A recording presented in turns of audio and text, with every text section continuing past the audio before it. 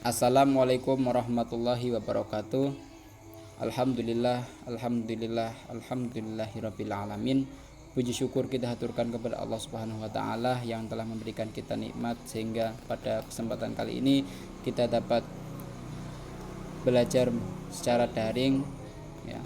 Walaupun belajar secara daring, tetapi kita semoga selalu diberikan kesehatan oleh Allah Subhanahu wa taala. Salat dan salam telah kami haturkan kepada baginda Nabi Agung Muhammad sallallahu alaihi wasallam. Semoga di hari kiamat nanti kita semua mendapatkan syafaatnya, amin ya rabbal alamin. Yang saya hormati Budian Rifiati selaku dosen pengampuh ilmu pendidikan A, dan juga teman-teman yang saya banggakan. Di sini saya Nana Muklisin, NIM 2120066, kelas ilmu pendidikan A, akan sedikit menerangkan mengenai aliran-aliran pendidikan. Bahwa aliran pendidikan itu yang pertama ada aliran nativisme, yang kedua ada aliran empirisme, yang ketiga ada aliran konvergensi, yang keempat ada aliran behaviorisme. Yang pertama yaitu pengertian aliran nativisme. Istilah aliran nativisme berasal dari kata nativus yang artinya terlahir. Nativisme merupakan sebuah doktrin filosofis yang mempunyai pengaruh sangat besar terhadap proses pemikiran psikologis. Tokoh utama dalam aliran ini adalah Arthur Schopenhauer, yaitu seorang filosofis Jerman. Jenis aliran ini identik dengan pesimistis, di mana memandang segala sesuatu dengan kacamata hitam. Bahwa pendidikan menurut aliran nativisme tidak bisa mengubah perkembangan seorang anak atau tidak mempunyai pengaruh sama sekali. Menurut mereka, baik buruknya seorang anak ditentukan oleh pembawaan sejak lahir, dan peran pendidikan di sini hanya sebatas mengembangkan bakat saja.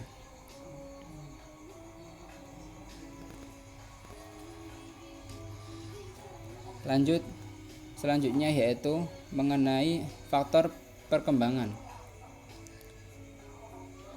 Faktor perkembangan manusia dalam aliran nativisme. Yang pertama yaitu faktor genetik. Faktor genetik adalah gen dari kedua orang tua yang mendorong adanya suatu bakat yang muncul dari diri manusia. Contohnya adalah jika kedua orang tua anak itu adalah seorang penyanyi, maka anaknya memiliki bakat pembawaan sebagai seorang penyanyi yang presentasinya besar. Kemudian yang kedua yaitu faktor kemampuan anak. Adalah faktor yang menjadikan seorang anak mengetahui potensi yang terdapat dalam dirinya. Faktor ini lebih nyata karena anak dapat mengembangkan potensi yang ada dalam dirinya. Kemudian ada faktor perkembangan anak. Faktor perkembangan anak adalah faktor yang mendorong anak mengetahui bakat dan minatnya setiap pertumbuhan dan perkembangan secara alami, sehingga jika pertumbuhan anak itu normal, maka dia akan bersikap energik, aktif, dan responsif terhadap kemampuan yang dimiliki. Tujuan aliran nativisme. Yang pertama yaitu mampu memunculkan bakat yang dimiliki. Yang kedua, dengan teori ini diharapkan manusia bisa mengoptimalkan bakat yang dimiliki karena telah mengetahui bakat yang bisa dikembangkannya. Yang ketiga yaitu mendorong manusia dalam menentukan pilihan. Yang keempat adalah mendorong manusia untuk mengembangkan potensi dari dalam diri seseorang. Yang kelima, mendorong manusia mengenali bakat minat yang dimiliki. Aliran empirisme. Selanjutnya yaitu pengertian aliran empirisme. Empirisme adalah suatu aliran yang menyatakan bahwa semua pengetahuan berasal dari pengalaman manusia. Empirisme menolak anggapan bahwa manusia telah membawa fitrah pengetahuan dalam dirinya ketika dilahirkan. Empirisme lahir di Inggris dengan 3 eksponennya adalah David Hume, George Berkeley, dan John Locke. Ajaran empirisme memberikan kebimbangan kepada sains dan agama pada zaman modern filsafat, sehingga dapat diasumsikan mengecilkan peranan akal. Istilah empirisme sendiri berasal dari bahasa Yunani empirin, yang berarti coba-coba atau pengalaman. Sebagai suatu doktrin, empirisme adalah lawan rasionalisme. Teori empirisme.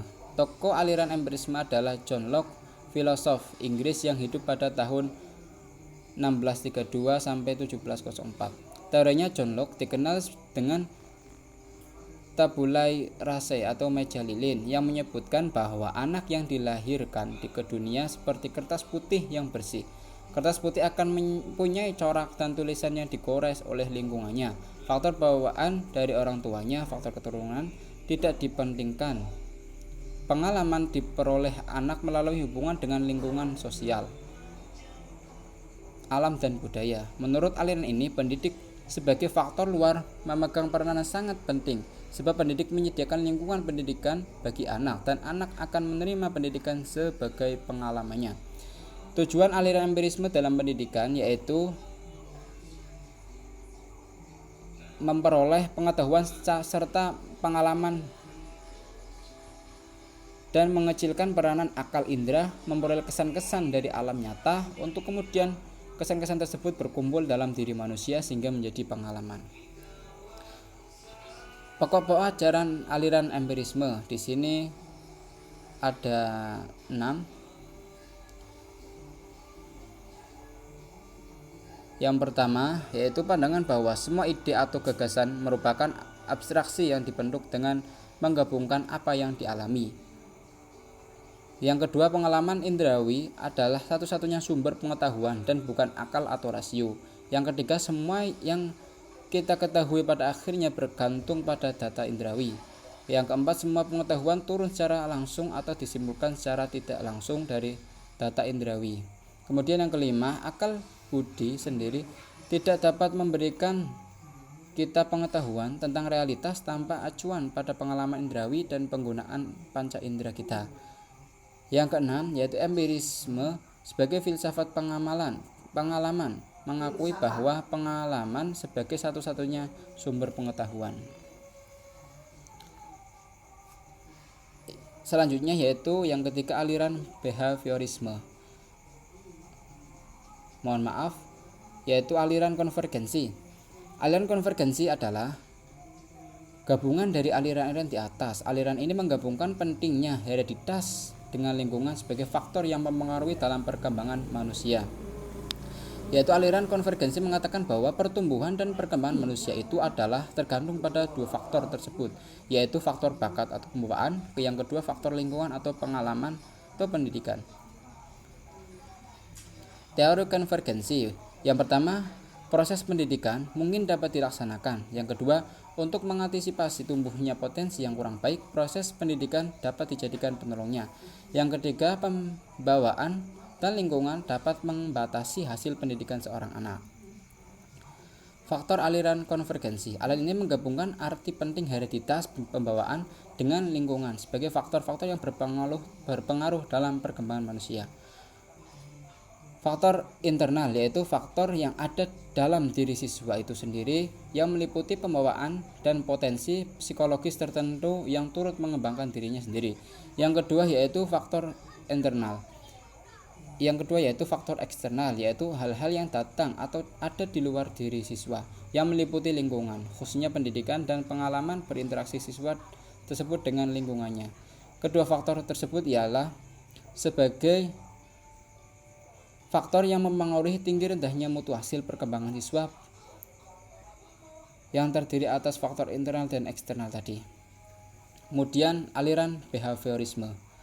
Aliran behaviorisme merupakan salah satu pendekatan di dalam psikologi pendidikan yang didasari keyakinan bahwa anak dapat dibentuk sesuai dengan apa yang diinginkan oleh orang yang membentuknya. Perkembangan anak sangat ditentukan oleh faktor yang berada di luar anak itu sendiri, bukan dari faktor yang berasal dari dalam. Semua tindakan pendidikan ditentukan secara sepihak, yaitu pendidik dan anak dianggap sebagai objek pendidikan. Teori behaviorisme. Di sini ada tokoh-tokoh behaviorisme dan juga ada teori-teorinya. Kita langsung ke tujuan pendidikan menurut aliran behaviorisme. Tujuan pendidikannya ialah ditekankan pada penambahan pengetahuan, sedangkan belajar sebagai aktivitas mimetik yang menuntut pelajar untuk mengungkapkan kembali pengetahuan yang sudah dipelajari dalam bentuk laporan, kuis atau tes. Penyajian isi atau materi pelajaran menekankan pada keterampilan yang terisolasi atau akumulasi fakta mengikuti urutan atau urutan dari bagian ke keseluruhan. Faktor behaviorisme. Faktor yang dianggap penting aliran behaviorisme adalah faktor penguatan. Bila penguatan ditambahkan, maka respon akan semakin kuat, dan jika respon dikurangi atau dihilangkan, maka respon justru malah semakin kuat juga.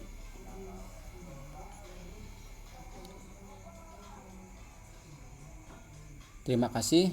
Mungkin itu saja yang dapat saya sampaikan. Mungkin ada tutur kata yang kurang berkenan, bahkan ada penyampaian yang salah-salah. Saya mohon maaf karena di sini saya selaku mahasiswa masih dalam tahap belajar.